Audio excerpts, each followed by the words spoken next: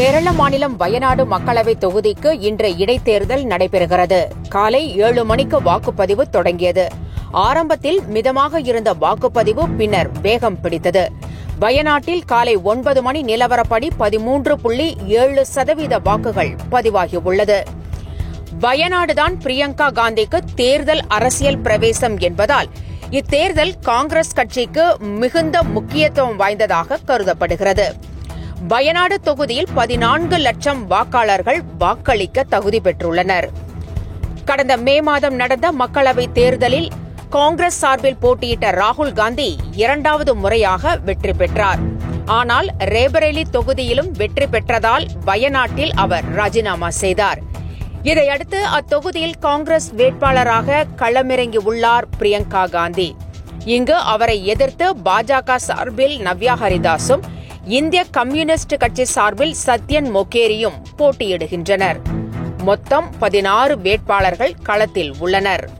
இவர்கள் மூவரை தவிர மற்றவர்கள் சுயேட்சையாக போட்டியிடுகின்றனர்.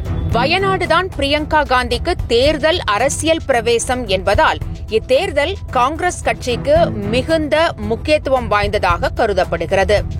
நவ்யா, சத்யன் இருவருமே பிரியங்கா காந்திக்கு தேர்தல் அரசியல் புதிது என்பதால் அவரால் தொகுதிக்கு சிறப்பாக பணியாற்ற முடியாது என்ற புள்ளியிலேயே பிரச்சாரத்தை முன்னெடுத்தனர்.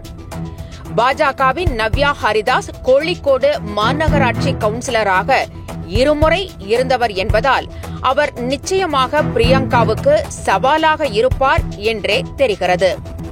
இந்நிலையில் இந்த மும்முனை போட்டி காங்கிரசுக்கும் பிரியங்காவுக்கும் மிக முக்கியமானதாக இருக்கிறது.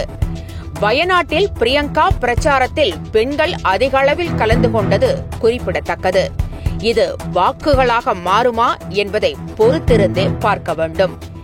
இருப்பினும் வயநாடு இதுவரை காங்கிரஸ் கோட்டையாக அறியப்படுவதால் பிரியங்காவின் வெற்றி முன்பே தீர்மானிக்கப்பட்டது என்று சில அரசியல் விமர்சகர்கள் கூறுகின்றனர்.